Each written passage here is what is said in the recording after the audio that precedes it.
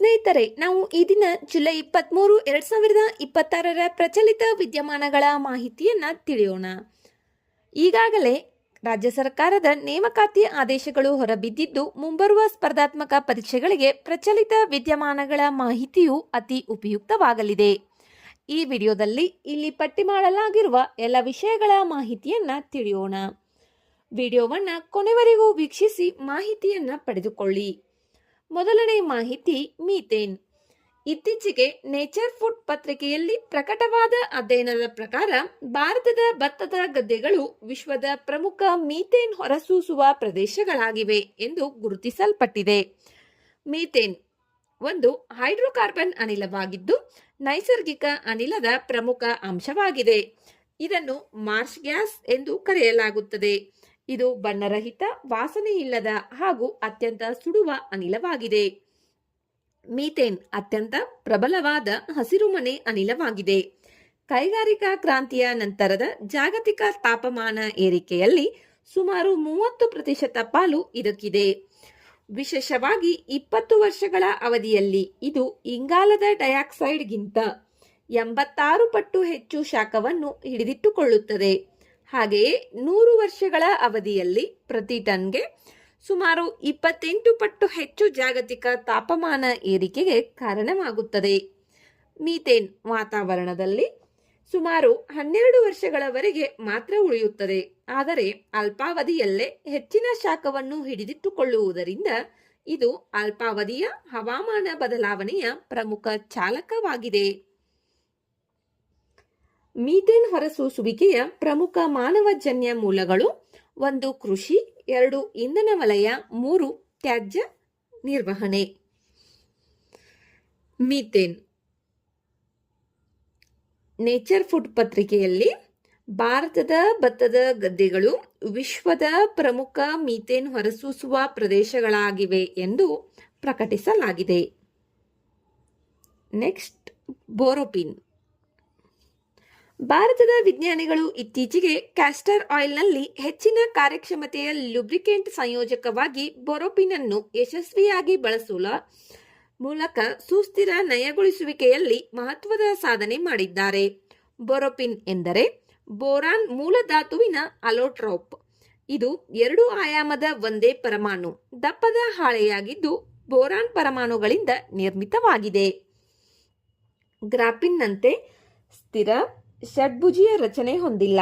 ಬದಲಾಗಿ ಬೋರೋಪಿನ್ನ ಪರಮಾಣು ರಚನೆ ಸಂಶ್ಲೇಷಣೆಯ ಪರಿಸ್ಥಿತಿಗಳಿಗೆ ಅನುಗುಣವಾಗಿ ಬದಲಾಗುತ್ತದೆ. ಆದ್ದರಿಂದ ಇದನ್ನು ಬಹುರೂಪಿ ವಸ್ತು ಎಂದು ಕರೆಯಲಾಗುತ್ತದೆ.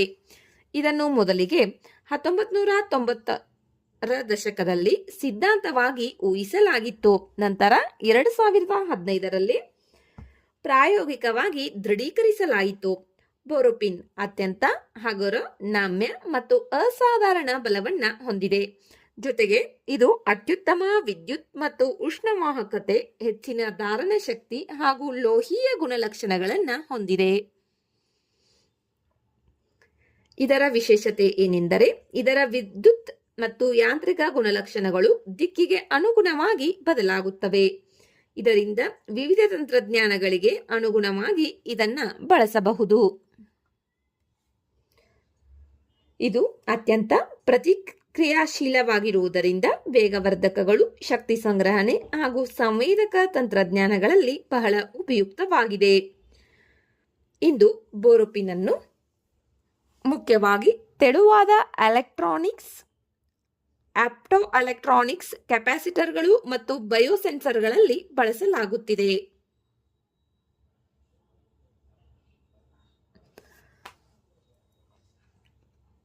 ನೆಕ್ಸ್ಟ್, ಮಿಷನ್ ವಾತ್ಸಲ್ಯ ಯೋಜನೆ. ಇತ್ತೀಚೆಗೆ ಮಹಿಳಾ ಮತ್ತು ಮಕ್ಕಳ ಅಭಿವೃದ್ಧಿ ರಾಜ್ಯ ಸಚಿವರು ಸಂಸತ್ತಿನಲ್ಲಿ ಮಿಷನ್ ವಾತ್ಸಲ್ಯ ಯೋಜನೆ ಕುರಿತು ಮಾಹಿತಿಯನ್ನ ನೀಡಿದರು. ಮಿಷನ್ ವಾತ್ಸಲ್ಯ ಇದು ಕೇಂದ್ರ ಪ್ರಾಯೋಜಿತ ಯೋಜನೆಯಾಗಿದೆ. ಈ ಯೋಜನೆಯನ್ನು ರಾಜ್ಯಗಳು ಮತ್ತು ಕೇಂದ್ರಾಡಳಿತ ಪ್ರದೇಶಗಳು ಜಾರಿಗೊಳಿಸುತ್ತವೆ.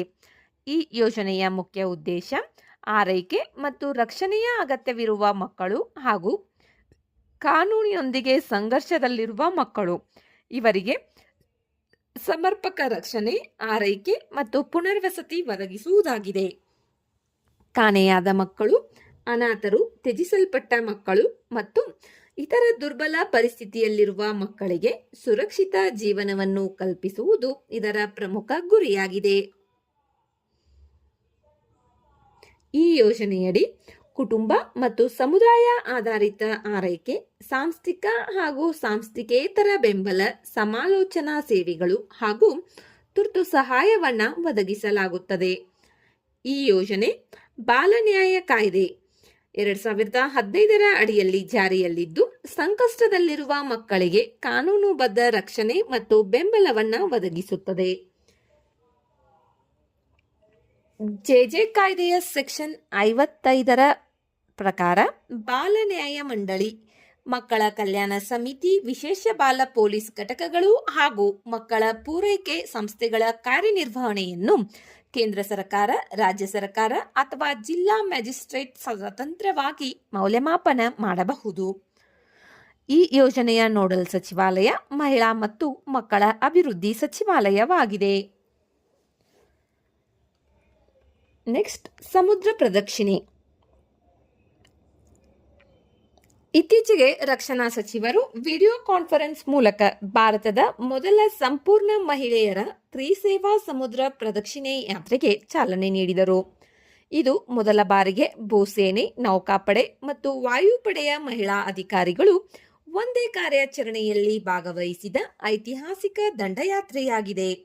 ಈ ಯಾತ್ರೆಗೆ ಲೆಫ್ಟಿನೆಂಟ್ ಕರ್ನಲ್ ಅನುಜಾ ವರುಡ್ಕರ್ ನೇತೃತ್ವ ವಹಿಸಿದ್ದು, ಸ್ಕ್ವಾಡ್ರನ್ ಲೀಡರ್ ಶ್ರದ್ಧಾ ಪಿ ರಾಜು ಉಪದಂಡಯಾತ್ರೆಯ ನಾಯಕಿಯಾಗಿದ್ದರು. ಈ ಸಾಹಸ ಯಾತ್ರೆಗೆ 2025 ಸೆಪ್ಟೆಂಬರ್ 11ರಂದು ಮುಂಬೈನ ಗೇಟ್ವೇ ಆಫ್ ಇಂಡಿಯಾದಿಂದ ಹಸಿರು ನಿಶಾನೆ ತೋರಲಾಯಿತು. ಈ ದಂಡಯಾತ್ರೆಯು ಅಂತಾರಾಷ್ಟ್ರೀಯ ಮಟ್ಟದಲ್ಲಿ ಮಾನ್ಯತೆ ಪಡೆದ ಎಲ್ಲ ಸಮುದ್ರ ಪ್ರದಕ್ಷಿಣೆ ಮಾನದಂಡಗಳನ್ನು ಯಶಸ್ವಿಯಾಗಿ ಪೂರ್ಣಗೊಳಿಸಿದೆ. ವಿಶ್ವದ ಎಲ್ಲ ರೇಖಾಂಶಗಳನ್ನು ದಾಟುವುದು, ಸಮಭಾಜಕ ವೃತ್ತವನ್ನು 2 ಬಾರಿ ದಾಟುವುದು, ಅಂತಾರಾಷ್ಟ್ರೀಯ ದಿನಾಂಕ ರೇಖೆಯನ್ನು ದಾಟುವುದು, Cape Leeuwin, Cape Horn, Cape of Good Hope ಎಂಬ 3 ಮಹಾ ಕೇಪ್ಗಳನ್ನು ಸುತ್ತುವುದು, ಇವೆಲ್ಲವೂ ಈ ದೂರರಲ್ಲಿ ಈ ಸಮುದ್ರ ಪ್ರದಕ್ಷಿಣೆಯಲ್ಲಿ ಸೇರಿದೆ. ಇದಲ್ಲದೆ ವಿಶ್ವದ ಅತ್ಯಂತ ಅಪಾಯಕಾರಿ ಸಮುದ್ರ ಮಾರ್ಗಗಳಲ್ಲಿ ಒಂದಾದ ಡ್ರೇಕ್ ಪ್ಯಾಸೇಜ್ ಅನ್ನು ಯಶಸ್ವಿಯಾಗಿ ದಾಟಿ ಕೇಪ್ ಹಾರ್ನ್ ಅನ್ನು ಸುತ್ತುವ ಮೂಲಕ ಈ ತಂಡವು ಪ್ರತಿಷ್ಠಿತ ಕೇಪ್ ಹಾರ್ನರ್ಸ್ ಸದಸ್ಯತ್ವವನ್ನು ಗಳಿಸಿತು. ಈ ಸಾಧನೆ ಸುಮಾರು 2 ವರ್ಷಗಳ ಕಠಿಣ ತರಬೇತಿ, ನಿಖರವಾದ ಯೋಜನೆ, 24/7 ತೀರಾ ಆಧಾರಿತ ಬೆಂಬಲ ವ್ಯವಸ್ಥೆಯ ಫಲವಾಗಿದೆ. ನೆಕ್ಸ್ಟ್, ಹೆಡಿಚಿಯಂ ಜುಬಿನ್ಗಾರ್ಜಿಯಾನಮ್. ಮೇಘಾಲಯದ ಶಿಲ್ಲಾಂಗ್ನಲ್ಲಿ ವಿಜ್ಞಾನಿಗಳು ಹೆಡಿಚಿಯಂ ಜುಬಿನಾರ್ಗಾರ್ಚಿಯಾನಮ್ ಎಂಬ ಹೊಸ ಜಾತಿಯ ಶುಂಠಿ ಲಿಲ್ಲಿಯನ್ನು ಪತ್ತೆ ಹಚ್ಚಿದ್ದಾರೆ. ಈ ಹೊಸ ಪ್ರಭೇದವನ್ನು ಬಾಟನಿಕಲ್ ಸರ್ವೆ ಆಫ್ ಇಂಡಿಯಾ ಪೂರ್ವ ಪ್ರಾದೇಶಿಕ ಕೇಂದ್ರದ ಸಸ್ಯಶಾಸ್ತ್ರಜ್ಞರು ಹಲವು ವರ್ಷಗಳ ಅಧ್ಯಯನದ ಬಳಿಕ ಗುರುತಿಸಿದ್ದಾರೆ. ಈ ಸಸ್ಯವು 2018ರಿಂದಲೇ ಸಸ್ಯೋದ್ಯಾನದಲ್ಲಿ ಬೆಳೆಯುತ್ತಿದೆಯಾದರೂ ಯಾವುದೇ ಸಂಗ್ರಹ ದಾಖಲೆಗಳಿಲ್ಲದ ಕಾರಣ ಇದರ ಮೂಲವನ್ನು ಪತ್ತೆ ಹಚ್ಚಲು ಸಾಧ್ಯವಾಗಿರಲಿಲ್ಲ. ಈ ಹೊಸ ಜಾತಿಗೆ ಮೇಘಾಲಯದಲ್ಲಿ ಜನಿಸಿದ ಖ್ಯಾತ ಅಸ್ಸಾಮಿ ಗಾಯಕ ಜುಬಿನ್ ಗಾರ್ಗ್ ಅವರ ಗೌರವಾರ್ಥವಾಗಿ ಹೆಡಿಚಿಯಂ ಜುಬಿನ್ ಗಾರ್ಜಿಯಾನಮ್ ಎಂದು ಹೆಸರಿಡಲಾಗಿದೆ. ಹೆಡಿಚಿಯಂ ಪ್ರಭೇದಗಳನ್ನು ಸಾಮಾನ್ಯವಾಗಿ ಶುಂಠಿ ಲಿಲ್ಲಿಗಳು ಎಂದು ಕರೆಯಲಾಗುತ್ತದೆ. ಇವು ಈಶಾನ್ಯ ಭಾರತದ ಅತ್ಯಂತ ಸುಂದರ ಹೂಬಿಡುವ ಸಸ್ಯಗಳಲ್ಲಿ ಒಂದಾಗಿವೆ. ಭಾರತದಲ್ಲಿ ಸುಮಾರು 41 ಟ್ಯಾಕ್ಸಾಗಳು ಕಂಡುಬರುತ್ತವೆ. ಅವುಗಳಲ್ಲಿ ಹೆಚ್ಚಿನವು ಈಶಾನ್ಯ ಭಾರತ ಹಾಗೂ ಪಶ್ಚಿಮ ಘಟ್ಟಗಳಲ್ಲಿ ಬೆಳೆಯುತ್ತವೆ. ಈ ಹೊಸ ಪ್ರಭೇದವು ಹಿಡಿಚಿಯಂ ಗ್ರೇಸಿಲ್ಗಿಂತ ಭಿನ್ನವಾಗಿದ್ದು, ಕೆನೆ ಬಿಳಿ ಪರಿಮಳಯುಕ್ತ ಹೂವುಗಳು, ಹಳದಿ ಪರಾಗಗಳು, ದಟ್ಟವಾದ ಕೂದಲುಳ್ಳ ಹೂಬಿಡುವ ಕಾಂಡ ಹಾಗೂ ಏಪ್ರಿಲ್ನಿಂದ ಮೇ ತಿಂಗಳವರೆಗೆ ಹೂಬಿಡುವ ಆರಂಭಿಕ ಋತು ಇದರ ಪ್ರಮುಖ ಲಕ್ಷಣಗಳಾಗಿವೆ. ಶುಂಠಿ ಲಿಲ್ಲಿ ಮೇಘಾಲಯದಲ್ಲಿ ಪತ್ತೆಯಾಗಿದೆ. ಕಾರ್ಲ್ಬಾತ್ ಬಾಕ್ಸೈಟ್ ಬ್ಲಾಕ್. ಇತ್ತೀಚೆಗೆ ಭಾರತದ ಪ್ರಮುಖ ಕೈಗಾರಿಕಾ ಸಂಸ್ಥೆಗಳಾದ ಅದಾನಿ, ರಿಲಯನ್ಸ್, ಹಿಂಡಾಲ್ಕೋ, ವೇದಾಂತ್, ಕೋಲ್ ಇಂಡಿಯಾ ಸೇರಿದಂತೆ ಹಲವು ಕಂಪನಿಗಳು ಒಡಿಶಾದ ಕಾರ್ಲ್ಪಾತ್ ಬಾಕ್ಸೈಟ್ ಬ್ಲಾಕ್ ಮೇಲೆ ಆಸಕ್ತಿ ತೋರಿವೆ. ಈ ಬಾಕ್ಸೈಟ್ ನಿಕ್ಷೇಪವು ಒಡಿಶಾದ ಕಲಹಂಡಿ ಜಿಲ್ಲೆಯಲ್ಲಿದೆ. ಇದು ಹಸಿರು ಕ್ಷೇತ್ರದ ಗಣಿಗಾರಿಕೆ ಬ್ಲಾಕ್ ಆಗಿದ್ದು ಇದುವರೆಗೆ ವಾಣಿಜ್ಯಿಕವಾಗಿ ಗಣಿಗಾರಿಕೆ ಮಾಡಲಾಗಿಲ್ಲ. ಇಲ್ಲಿ ಸುಮಾರು 207 ಮಿಲಿಯನ್ ಟನ್ ಬಾಕ್ಸೈಟ್ ಸಂಪನ್ಮೂಲವನ್ನು ಅಂದಾಜಿಸಲಾಗಿದೆ. ಇದರಲ್ಲಿ 153 ಮಿಲಿಯನ್ ಟನ್ ಸಾಬೀತಾದ ಹಾಗೂ 54 ಮಿಲಿಯನ್ ಟನ್ ಸಂಭಾವ್ಯ ನಿಕ್ಷೇಪಗಳು ಸೇರಿವೆ. ಈ ಬಾಕ್ಸೈಟ್ನಲ್ಲಿ ಸುಮಾರು 45.2% ಅಲ್ಯೂಮಿನಾ ಇದ್ದು ಸಿಲಿಕಾ ಪ್ರಮಾಣ ಕಡಿಮೆ ಇರುವುದರಿಂದ ಕೈಗಾರಿಕಾ ಬಳಕೆಗೆ ಅತ್ಯುತ್ತಮವಾಗಿದೆ. ಭಾರತದ ಬಾಕ್ಸೈಟ್ ಸಂಪನ್ಮೂಲಗಳಲ್ಲಿ ಒಡಿಶಾ ಸುಮಾರು 41% ಪಾಲು ಹೊಂದಿದ್ದು ದೇಶದಲ್ಲೇ ಅತಿ ಹೆಚ್ಚು ಬಾಕ್ಸೈಟ್ ಸಂಪನ್ಮೂಲ ಹೊಂದಿರುವ ರಾಜ್ಯವಾಗಿದೆ. ಬಾಕ್ಸೈಟ್ ಎಂಬುದು ಅಲ್ಯೂಮಿನಿಯಂ ಉತ್ಪಾದನೆಗೆ ಬಳಸುವ ಏಕೈಕ ವಾಣಿಜ್ಯ ಅದಿರಾಗಿದೆ. ಅಲ್ಯೂಮಿನಿಯಂ ಅನ್ನು ಸಾರಿಗೆ, ನಿರ್ಮಾಣ, ವಿದ್ಯುತ್, ರಾಸಾಯನಿಕ ಮತ್ತು ಉತ್ಪಾದನಾ ಕೈಗಾರಿಕೆಗಳಲ್ಲಿ ವ್ಯಾಪಕವಾಗಿ ಬಳಸಲಾಗುತ್ತದೆ. ನೆಕ್ಸ್ಟ್, ಸಾಲ್ ಬೋರರ್. ಇತ್ತೀಚೆಗೆ ಮಧ್ಯಪ್ರದೇಶದ ದಿಂಡೋರಿ ಜಿಲ್ಲೆಯಲ್ಲಿ ಸಾಲ್ ಬೋರರ್ ಕೀಟದ ತೀವ್ರ ದಾಳಿಯಿಂದ ಸುಮಾರು 1.5 ಲಕ್ಷ ಸಾಲ್ ಮರಗಳನ್ನು ಕಡಿಯಲು ಅರಣ್ಯ ಇಲಾಖೆ ಕೇಂದ್ರ ಸರ್ಕಾರದ ಅನುಮತಿಯನ್ನ ಕೋರಿದೆ. ಏನಿದು ಸಾಲ್ ಬೋರರ್? ಸಾಲ್ ಬೋರರ್ ಎಂಬುದು ಸೆರಾಂಬಿಸೈಡೆ ಕುಟುಂಬಕ್ಕೆ ಸೇರಿದ ಜೀರುಂಡೆಯಾಗಿದೆ. ಇದು ಭಾರತದ ಸಾಲ್ ಕಾಡುಗಳಿಗೆ ಅತ್ಯಂತ ಹಾನಿ ಉಂಟು ಮಾಡುವ ಕೀಟವಾಗಿದೆ. ಈ ಕೀಟವು ಗಾಢ ಕಂದು ಬಣ್ಣ ಹೊಂದಿದ್ದು ಮಾನವನ ಬೆರಳಿನ ಗಾತ್ರದಷ್ಟು ಇರುತ್ತದೆ. ಇದು ಬೆಳೆದು ನಿಂತಿರುವ ಹಾಗೂ ಹೊಸದಾಗಿ ಕಡಿದ ಸಾಲ್ ಮರಗಳಿಗೆ ತೀವ್ರ ಹಾನಿಯನ್ನು ಉಂಟು ಮಾಡುತ್ತದೆ. ವಿಶೇಷವಾಗಿ ದುರ್ಬಲ, ಅನಾರೋಗ್ಯಕರ ಹಾಗೂ ಕಡಿಮೆ ಚೈತನ್ಯ ಹೊಂದಿರುವ ಮರಗಳು ಇದರ ದಾಳಿಗೆ ಸುಲಭವಾಗಿ ತುತ್ತಾಗುತ್ತವೆ. ಒಂದು ಪ್ರದೇಶದಲ್ಲಿ ಒಟ್ಟು ಸಾಲ್ ಮರಗಳ 1%ಕ್ಕಿಂತ ಹೆಚ್ಚು ಮರಗಳು ಬಾಧಿತವಾದರೆ ಅದನ್ನು ಸಾಂಕ್ರಾಮಿಕ ದಾಳಿ ಎಂದು ಪರಿಗಣಿಸಲಾಗುತ್ತದೆ. ಸಾಲ್ ಮರ ಭಾರತದಲ್ಲಿ ಕಂಡುಬರುವ ಅತ್ಯಂತ ಹಳೆಯ ಮತ್ತು ಬಲಿಷ್ಠ ಮರಗಳಲ್ಲಿ ಒಂದಾಗಿದೆ. ದಶಕಗಳ ಕಾಲ ಬದುಕುವ ಸಾಮರ್ಥ್ಯ ಹೊಂದಿರುವುದರಿಂದ ಇದನ್ನು ಕಾಡುಗಳ ಕಾವಲುಗಾರ ಎಂದು ಕರೆಯಲಾಗುತ್ತದೆ. ಕಾಡುಗಳ ಕಾವಲುಗಾರ ಎಂದು ಯಾವ ಮರವನ್ನ ಕರೆಯಲಾಗುತ್ತದೆ? ಸಾಲ್ ಮರ. ಈ ಮರಗಳು ಉತ್ತರಾಖಂಡ್, ಉತ್ತರ ಪ್ರದೇಶ, ಟೆರೈ ಪ್ರದೇಶ, ಜಾರ್ಖಂಡ್, ಒಡಿಶಾ, ಮಧ್ಯಪ್ರದೇಶ, ಛತ್ತೀಸ್ಗಢ ಹಾಗೂ ಪಶ್ಚಿಮ ಬಂಗಾಳದಲ್ಲಿ ನೈಸರ್ಗಿಕವಾಗಿ ಬೆಳೆಯುತ್ತವೆ. ಸಾಲ್ ಬೋರರ್ ಎನ್ನುವಂತಹ ಒಂದು ಜೀರುಂಡೆ ಸಾಲ್ ಮರಗಳ ಮೇಲೆ ದಾಳಿಯನ್ನ ಉಂಟು ಮಾಡಿವೆ. ಆದ ಕಾರಣ ಒಂದಷ್ಟು ಮರಗಳನ್ನು ಕಡಿಯಬೇಕು ಎಂದು ಕೇಂದ್ರ ಸರ್ಕಾರದ ಅನುಮತಿಯನ್ನ ಕೋರಿ ಅರಣ್ಯ ಇಲಾಖೆ ಅರ್ಜಿಯನ್ನ ಸಲ್ಲಿಸಿದೆ. ನೆಕ್ಸ್ಟ್, PM ಯಶಸ್ವಿ ಯೋಜನೆ.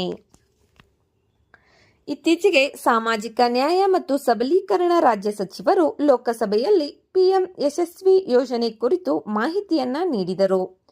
ಪ್ರಧಾನಮಂತ್ರಿ ಯುವ ಸಾಧಕರ ವಿದ್ಯಾರ್ಥಿ ವೇತನ ಪ್ರಶಸ್ತಿ ಯೋಜನೆ ಫಾರ್ ವೈಬ್ರೆಂಟ್ ಇಂಡಿಯಾ. ಇದು ಛತ್ರಿ ಯೋಜನೆಯಾಗಿದ್ದು OBC, EBC ಹಾಗೂ DNT ಸಮುದಾಯಗಳ ವಿದ್ಯಾರ್ಥಿಗಳಿಗೆ ಗುಣಮಟ್ಟದ ಶಿಕ್ಷಣವನ್ನು ಸುಲಭವಾಗಿ ದೊರಕುವಂತೆ ಮಾಡುವ ಗುರಿಯನ್ನ ಹೊಂದಿದೆ. ಈ ಯೋಜನೆಯ ಪ್ರಮುಖ ಉದ್ದೇಶ ಆರ್ಥಿಕ ಅಡೆತಡೆಗಳನ್ನು ಕಡಿಮೆ ಮಾಡಿ ಸಮಾನ ಹಾಗೂ ಗುಣಮಟ್ಟದ ಶಿಕ್ಷಣವನ್ನು ಉತ್ತೇಜಿಸುವುದು. ವಾರ್ಷಿಕ ಕುಟುಂಬದ ಆದಾಯ 2.5 ಲಕ್ಷದವರೆಗೆ ಇರುವ OBC, EBC ಹಾಗೂ DNT ವಿದ್ಯಾರ್ಥಿಗಳು ಈ ಯೋಜನೆಗೆ ಅರ್ಹರಾಗಿರುತ್ತಾರೆ. ಈ ಯೋಜನೆಯಡಿ 4 ಪ್ರಮುಖ ವಿದ್ಯಾರ್ಥಿ ವೇತನಗಳಿವೆ.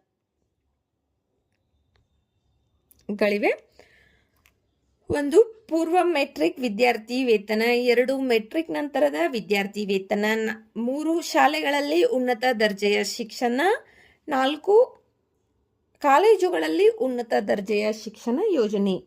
ಈ ಯೋಜನೆಯನ್ನು ಸಾಮಾಜಿಕ ನ್ಯಾಯ ಮತ್ತು ಸಬಲೀಕರಣ ಸಚಿವಾಲಯ ಅನುಷ್ಠಾನಗೊಳಿಸಲಾಗುತ್ತದೆ. ಸ್ನೇಹಿತರೆ, ವಿಡಿಯೋದಲ್ಲಿರುವ ಮಾಹಿತಿ ಉಪಯುಕ್ತವೆನಿಸಿದರೆ ವಿಡಿಯೋಗೆ ಲೈಕ್ ಮಾಡಿ, ನಿಮ್ಮ ಸ್ನೇಹಿತರೊಂದಿಗೆ ಶೇರ್ ಮಾಡಿ. ಮತ್ತಷ್ಟು ಮಾಹಿತಿಗಾಗಿ ನಮ್ಮ ಚಾನೆಲ್ನಲ್ಲಿರುವ ವಿಡಿಯೋಗಳನ್ನು ವೀಕ್ಷಿಸಿ. ಮುಂಬರುವ ವಿಡಿಯೋಗಳು ಮತ್ತು ಮಾಹಿತಿಗಾಗಿ ನಮ್ಮ ಚಾನೆಲನ್ನು ಸಬ್ಸ್ಕ್ರೈಬ್ ಮಾಡಿಕೊಳ್ಳಿ. ಧನ್ಯವಾದಗಳು.